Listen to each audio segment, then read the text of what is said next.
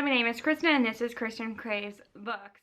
So I had an amazing reading month in January. You will see that reading vlog soon, but now I'm in a weird place. I don't know what I'm in the mood for.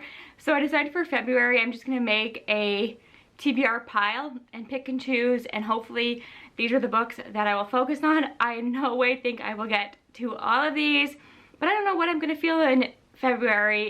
In theory, it should be romance. So I put a lot of romance and fantasy romance on this list, but a few other things because I know I'm gonna want to mix it up. And there are a few things happening in February, including the Phase and Gaze 24-hour readathon that I want to participate in. There is the 24 hours in the reading nook that's also happening. I will leave the announcement videos for both of those things. So hopefully I'll get a lot of reading done during those weekends. And then I also have some obligation reads. So of course we have to start off with the book for the Black Hat Book Coven. This is a middle grade, and I haven't read a middle grade in a minute, but this is Ava Evergreen Semi-Magical Witch by Julie Abe. I'm going to leave a link to the Goodreads down below if you want to join us and check out the full synopsis. But this has some tropes that I really love. It seems to be set in a small town.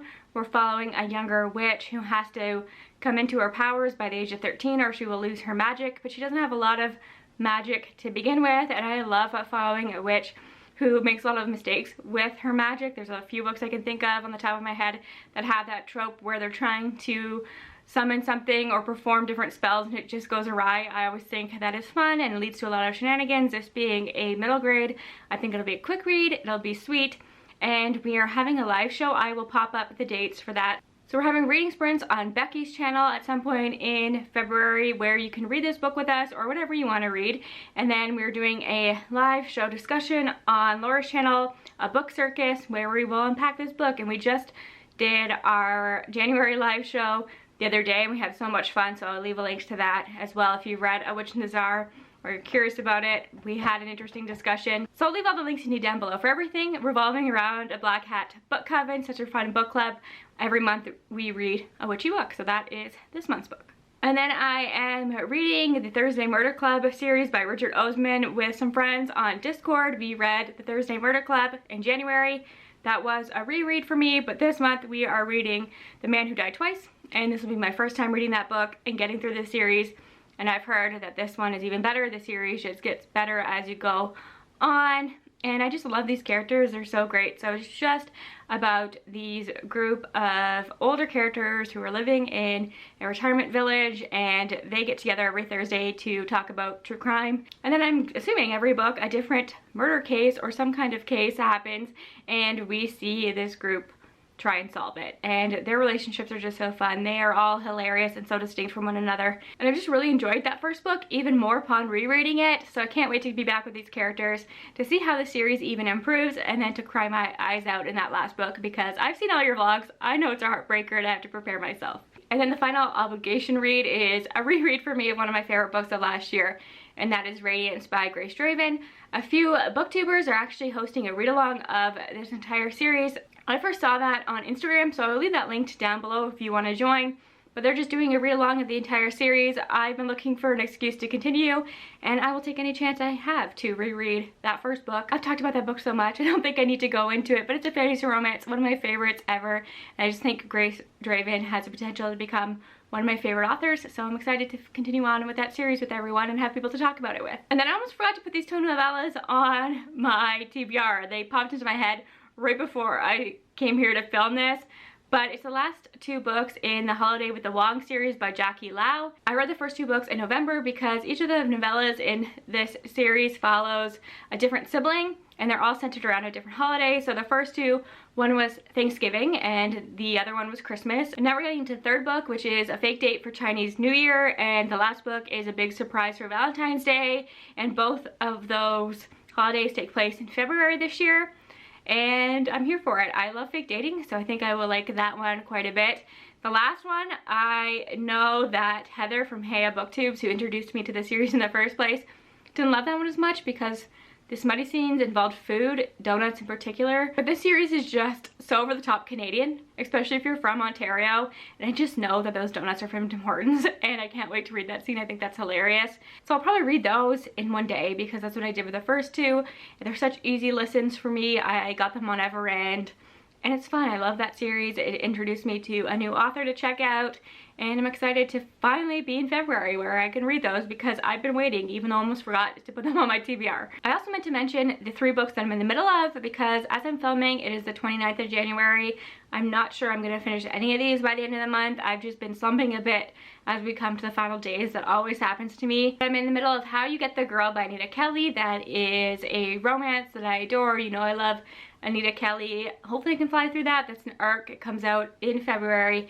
It is a contemporary romance set in this universe that Anita Kelly has created, and it is a romance between a high school basketball coach and an ex-WNBA star. It's a sapphic romance, and so far so good. I love it. I'm also listening to nonfiction on audiobook. I just felt like I was in the mood for nonfiction. I've been trying everything at this point because I don't know what I am in the mood for at this particular point. So I am finally listening to The Poisoner's Handbook. This is by Deborah, I'm gonna have to look this up. It's by Deborah Blum, and this came out I think in 2010, but it's something that I've always been interested in. I think the audiobook is really good, and it's true crime mixed with history, mixed with science. I think that balance is really good, and it's just talking about the history of using poison for murder, and we're getting some court cases, some of the chemistry behind that as well, like autopsies and the history of how scientists have been able to discover if somebody has been poisoned, then specific cases where poison was used. It's a wide scope, but I'm really intrigued by it, and I think it's pretty accessible.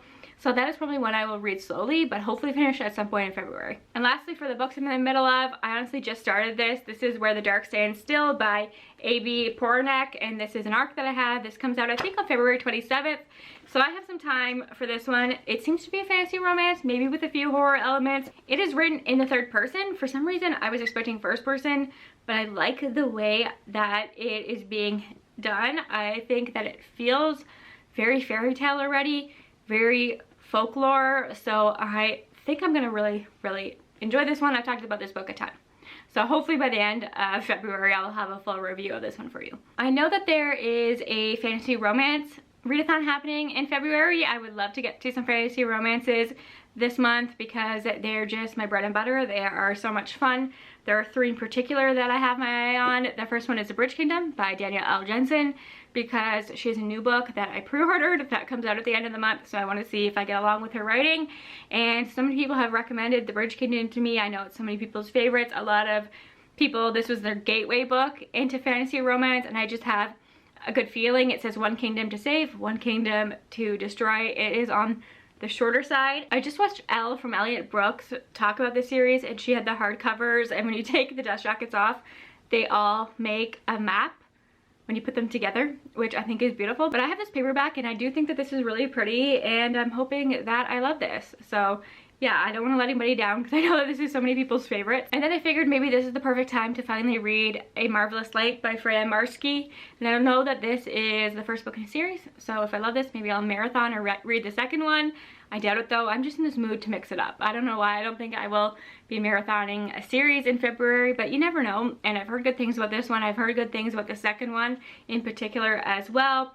And I have read a ton of historical fantasy already this year, and I just love it. I forget how much I actually adore that subgenre, and that's what this is. I think it's probably lighter on the fantasy, a lush historical fantasy, delightful it says. So I don't know too much about this one. There was a time where it seemed to be everywhere, but people don't talk about it quite as much. But I think it would be a good one for that readathon. And then another one that I want to get to during those 24 hours is Mortal Follies by Alexis Hall. I've had this since release day.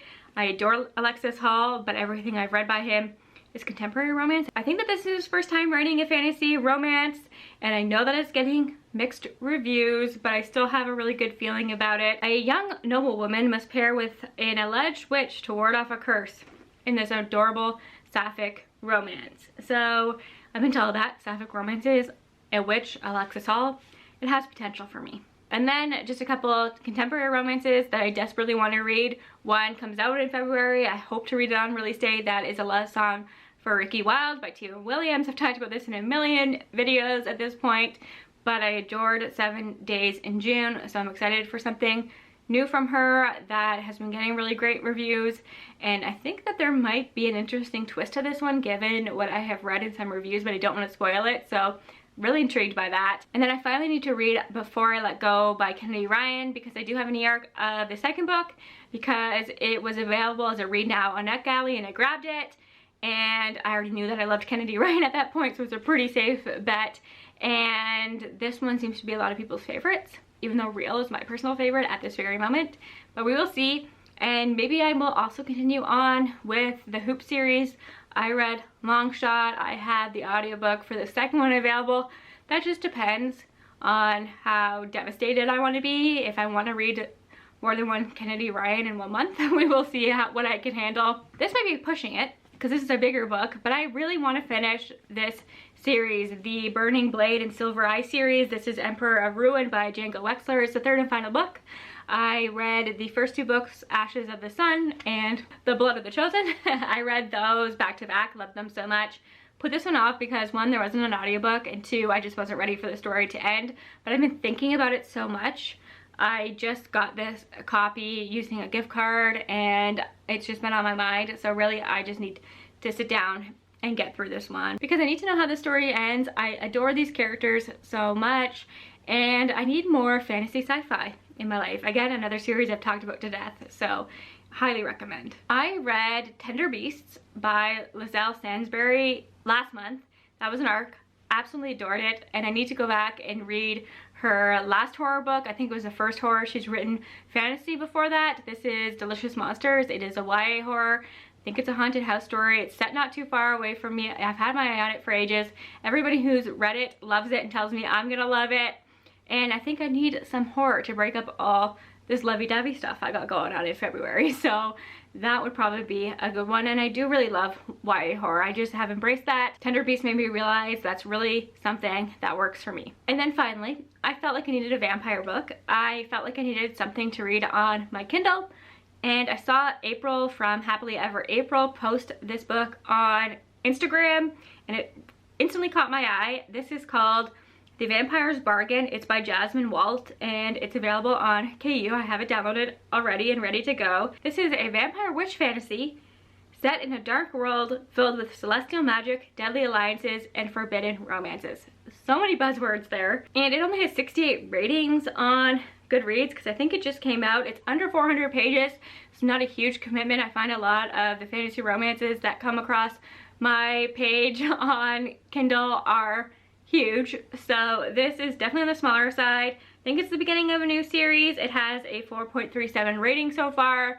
So I'm really looking forward to that. I do love a romance between a vampire and a witch. I could get into that. So that is probably what I will be reading on my Kindle at night. And I think that's it. Who knows? I'm really feeling weird about what I'm in the mood for. I think that is because I'm coming off of co-hosting 2 readathons.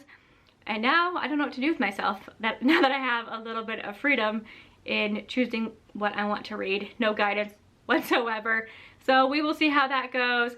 And it's a leap year, so I got an extra day in February to read. So I can add a couple more books, right? So let me know what is on your TBR. If you're gonna read romance this month, what your focus is. If you're gonna be joining us for the Black Hat Book Coven, I would love that.